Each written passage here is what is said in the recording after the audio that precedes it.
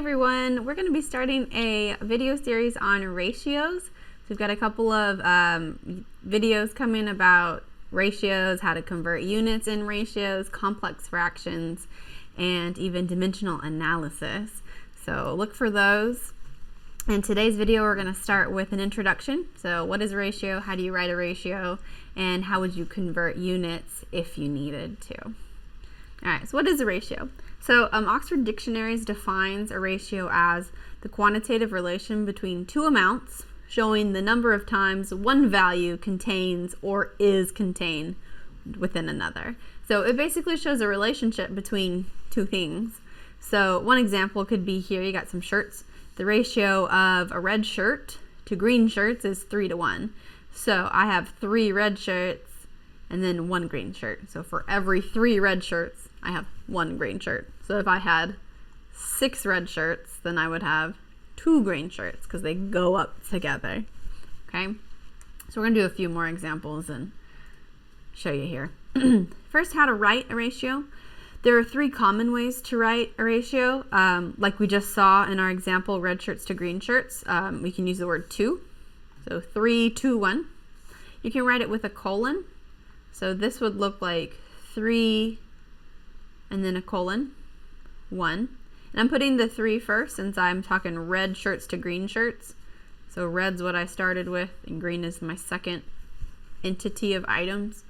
So red would be 3 and green would be second. If I did it 1 to 3, that would mean I'm talking green shirts to red shirts. So the order does matter. More on that in future videos. And then you could also write it as a fraction. So this would be 3 to 1. So your fraction bar is like your 2. So usually with ratios, it's really common to see it with a colon or with the word 2. Because with fractions, that 3/1, I really want to simplify that just to 3. So it's okay if you're more comfortable with using the 1 or 2. It just depends on the context. So with ratios, you can always use numbers that are rational numbers. So if you've learned about number types, if you haven't, we have a video on that coming in the future. So writing this ratio in simple form. So we're gonna write it in our 3 ways, but we want to do it in the most simplest form possible. So thinking back to how it can be written as a fraction here, you can always simplify a fraction when possible. So it's the same thing with ratios. We want to simplify this ratio to see what it looks like in its most simplest form. If possible, you might not be able to simplify the ratio, and that's fine. But with these, we can. So we're going to write the ratio in simplest form, 12 dogs to 16 cats. So you can either change it, because I'm simplifying it, I'm going to start off in the fraction form. So 12 over 16, 12 to 16. So if I simplify that down, I'm going to get 3 over 4. And if you need practice simplifying fractions, we do have a video on that available to you.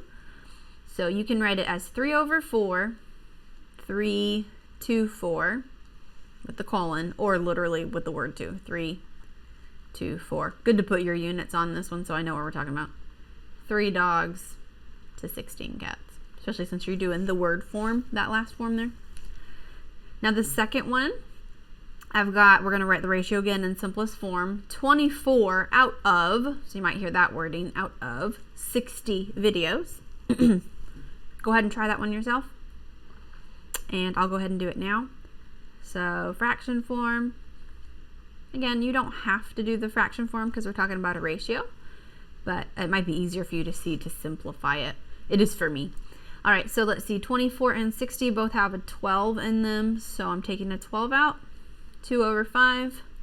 Again, that is also 2 to 5. And then 2, and we can say out of, copying the language here, out of 50 videos. Okay, so that's writing it in simplest form, which we're going to practice throughout this series of lessons. You might also sometimes see ratios with multiple ratios in them. Let me show you. You might see like 3 to 2 to 7. So you might see that a couple of times, and that's when we get into some complex fractions. So if you're looking at something like that, we do have other videos to help you with a complex fraction. All right, converting units. It's important that if your problem has units that are not the same, we can convert them so they're the same units. So, of course, that's when you have units that are convertible. Like if you go back to dogs to cats, I can't change those units. However, if I'm talking about a cup versus a gallon, those are all measuring the liquid, so I can go ahead and convert those to the same unit. When we do this, we want to convert everything to the smaller unit.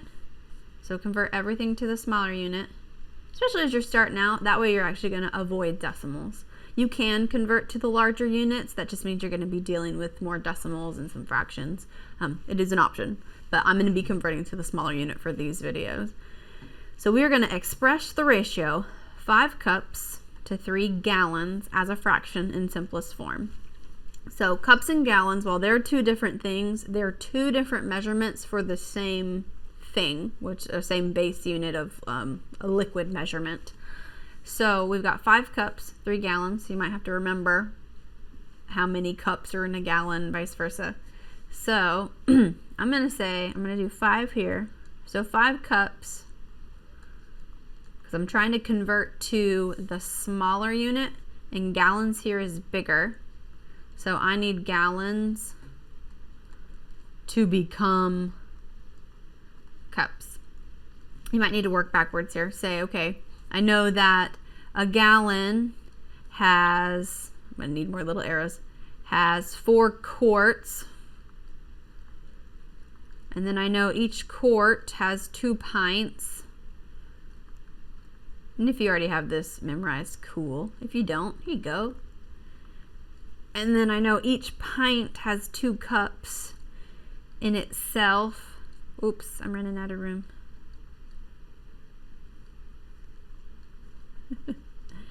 So, but I think you get it.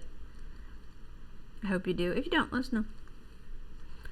Cups. So I'm trying to see 1 gallon, so this is just 1 gallon, has 1, 2, 3, 4, 5, 6, 7, 8, 9, 10, 11, 12, 13, 14, 15, 16. So if you didn't know, 1 gallon has 16 cups in it. So 1 gallon has 16 cups, but I'm going to 3 gallons. So I need to do 16 times my 3. So, and you can use a calculator if your teacher allows you. So I'm fine if you do. So I've got 5 cups to 48 gallons. I'm sorry, 48 cups, because we converted gallons to cups. So that way I know what I'm looking at, because if I'm talking about cups to gallons, I'm thinking like, here's my little cup and then here's my big gallon of milk. There's 2 different sizes that I'm measuring. So let's all convert them down to the same small size. So there's your 5 to 48, excuse me. So then we can write it as your fraction, or of course in words, or your ratio, 5 to 48. And you put cups if you want, depending on what you're using it for. So converting units. Here's a couple more to practice. I believe this is actually our last. So if you want to go ahead and pause it, go ahead and pause it now and find these ratios. And then I will go ahead and start these now. You might need to look up what some of the unit measurements are, ounces to pounds, especially if you don't have those memorized. I suggest that you do memorize some of those, because sometimes they could pop up on a standardized test. You might see it and be like, oh no, I forgot what that measurement was. And sometimes they don't give you the clue. Sometimes they do, but I'd say have it memorized just in case. So I've got 3 ounces to 2 pounds. So we want to convert, because we're talking about weight here, because they both measure weight. We want to convert the smaller, or the bigger one, to the smaller one. So pounds is bigger, so pounds needs to become ounces. Okay, so I know that 1 pound is the same thing as 16 ounces, because we're talking about weight. So 2 pounds is the same thing as 16 times 2, so 32. So I've got 32 ounces, 3 ounces where the 2 came from, 3 ounces to 32 ounces, or let's look at it as a fraction to make sure we don't need to simplify. 3 over 32, we're good, and then 3 to 32. Sometimes the problem will ask you to write it 3 ways, and sometimes it doesn't care. So just be practiced in whichever method you're used to seeing. Number 2, we have 50 chocolate cookies to 25 peanut cookies. Whew, sorry. So they're both cookies. I can't change them all to chocolate. I can't change them all to peanut. But we're all talking about cookies, so that's fine.